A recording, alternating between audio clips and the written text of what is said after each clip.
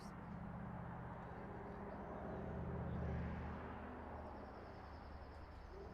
Tell me when.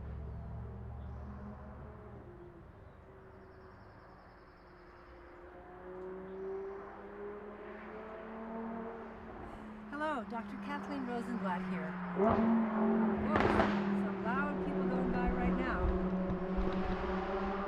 No more COVID quiet. All right, so normally I'm on live talking about health and healing and spirituality and helping the planet, ecology, but I've also got this other interest, which is music. And I've had the opportunity to do something that I really love, which is making a book about music, about my life, all these records that I have played non-stop.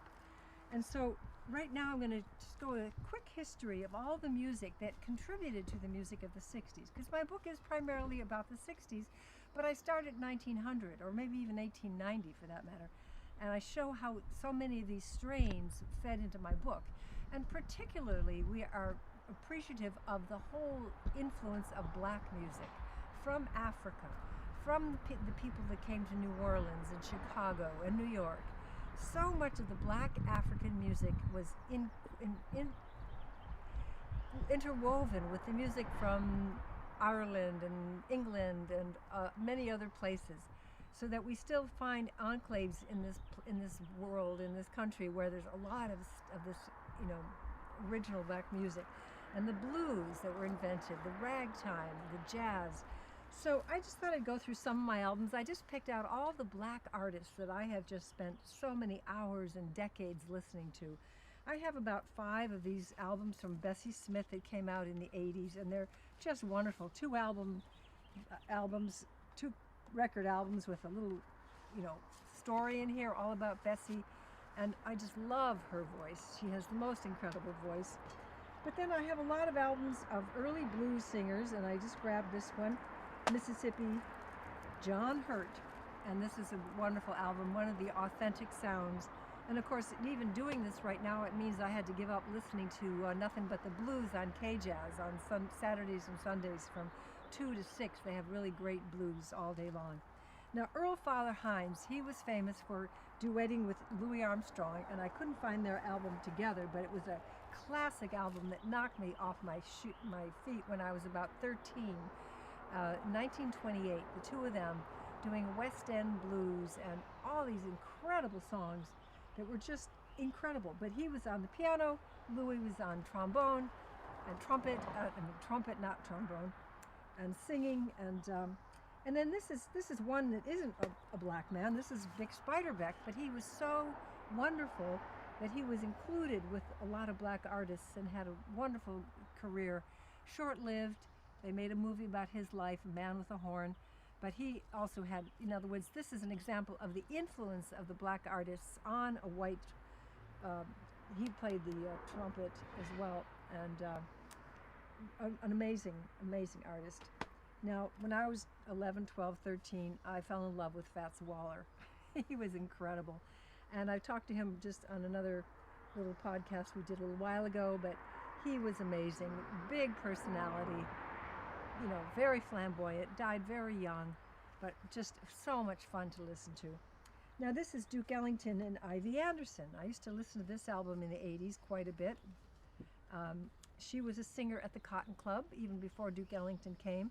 Her voice is not one of my favorites, but I still enjoyed this so much because it's such a breath from that era. You listen to them doing these live performances at the Cotton Club, and you really feel like you're there. It's just such a wonderful experience. And I love going back in time. I love music that takes me to another era. Now this is Nina Simone singing Billie Holiday, which is an example of how one singer influenced another. Billie Holiday is credited by Frank Sinatra to teach him how to do phrasing, to always come in a little bit late on the beat and not come right on the beat. So this is Nina Simone, who is an incredible singer, and there's an amazing documentary out about her life. She was very much involved with civil rights and was very, very strong and has this very deep voice, So she's singing Billie Holiday songs, so you can't go wrong between the 2 of them. Now, Ella Fitzgerald, she's just an incredible singer. This is her doing Rodgers and Hart, wonderful, wonderful ballads. And she was strong for so many decades. She was singing in the 30s, but her voice got better in the 50s and the 60s. It got deeper and stronger. So she's, amazing singer. Who we have here? Nancy Wilson, very big singer in the 50s and 60s and 70s. Beautiful voice, really rich voice. And did a lot of ballads. This is called Hello Young Lovers with George Shearing. Wonderful singer. This is Della Reese. Now she was on that television show until she passed away a few years back, that one about the angels. I don't watch television, so I never really sat through it, but I know she played a big role in that movie, and she had a very, very interesting voice too, one of these kind of deeper voices. This is Duke Ellington. I tried to find albums that had nice big pictures that you can see, but a lot of these people now I've listened to on cassettes and CDs, so they're not all on vinyl, but Duke Ellington was such a master. He wrote so many great songs, and he was a pianist, but he had a wonderful band, and he would play at the Cotton Club, and he was very sophisticated, very, well-bred, just very rich and enriching. Now, I love this album. This guy's called King Pleasure, Moody's Mood for Love, and I just heard this on the radio this morning. On KCSN, they played the song I'm in the Mood for Love, and it's the funniest song. He just kind of cracks up with this song, makes it into this really jazzy interpretation of I'm in the Mood for Love, simply because you're near me. All right, so let's see. More Ella Fitzgerald. Sings Chick Webb, and she was married to Chick Webb, so she sang him. Now here's Sarah Vaughan. Now after decades of listening to Billie Holiday, whom I still love, I really got into Sarah Vaughan. Sarah Vaughan's voice is one of these voices, it's like she's got 5 different voices in one mouth, one vocal cord. She could sing like a bell, she could sing really rough and ragged. She had so many different sounds, even in the same song, she'd come out with different songs. So it's just such a delight. And she lasted so many decades. I finally saw her about a year before she passed, and I believe it was 1991, and she was still amazing.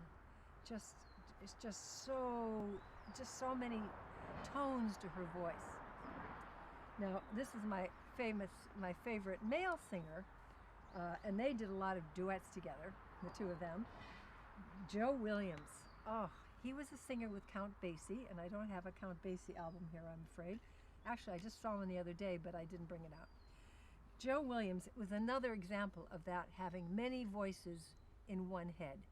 He could sing really high, he could sing really low, he could have this gruff sound or this really bell-like sound. I mean, he's exactly like the male version of Sarah Vaughan. The two of them had that feature very, very strong. Now Harry Belafonte, again, another very unique person, and he's still with us, and he was so unique in his whole presentation. Very strong element of the Caribbean. That was certainly his first thing. I have about 8 albums of his in there, but he could sing blues, he could sing ballads, he could sing really funny, funky boat songs. He just was so amazing, this gorgeous guy and this gorgeous voice. I remember, it was the older sisters that would introduce us to some of these things when we were 9 and 10 and 11, and we all got into Harry very strongly. Now here is Harry with another amazing voice, the gorgeous Lena Horne. Now, Turner Classic Movies have been featuring the film Stormy Weather recently, and Lena Horne is just ravishing. She's so beautiful, singing Stormy Weather, her famous song. But here she is doing Porgy and Bess, which is something you must see someday, the operetta, whatever you want to call it, George Gershwin's Porgy and Bess.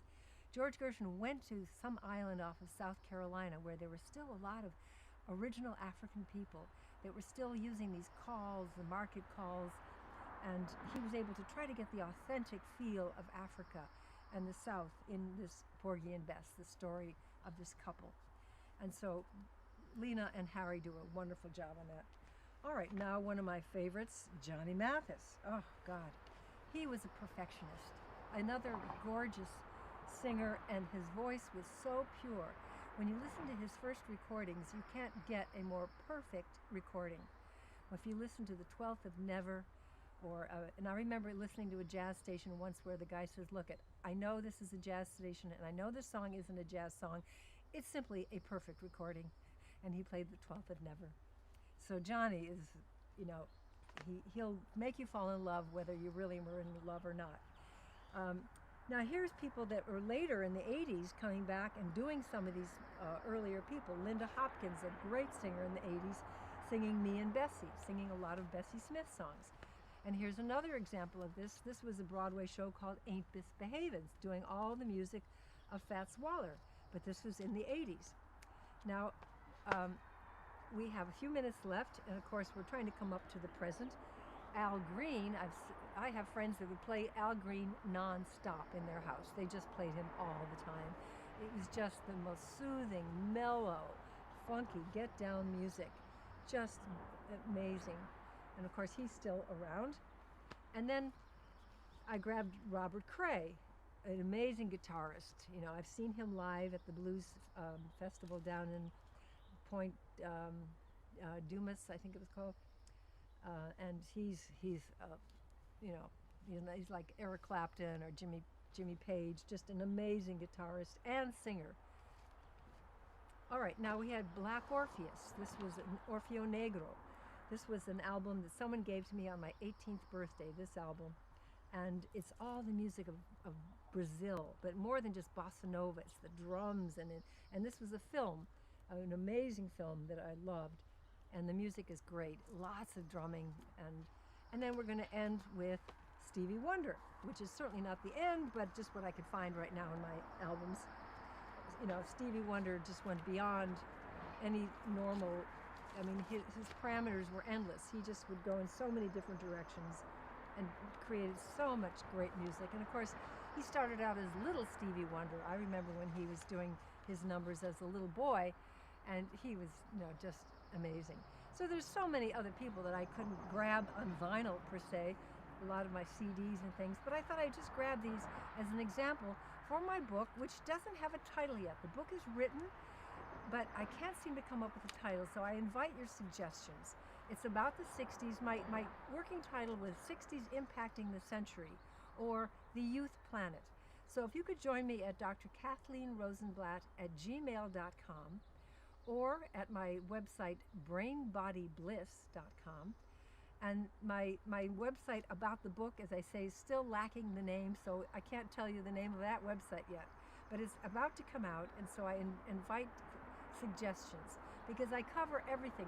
It's all about the music, but the music reflecting the women's empowerment, civil rights, the men's story, couples, all the explorations going off into the India and outer space and California and back on the ranch, and all these places that we would travel to in the 60s in our mind or in our actual, hitchhiking the world.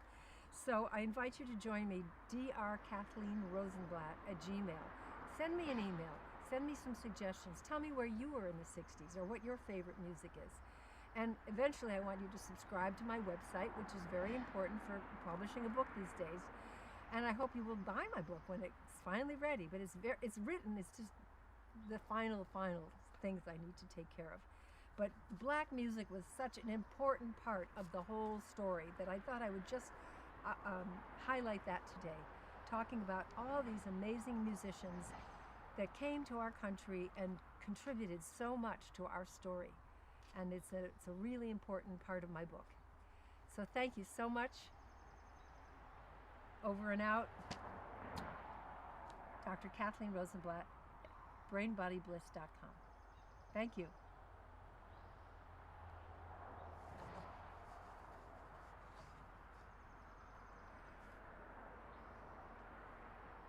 Dr. Kathleen Rosenblatt at gmail.com.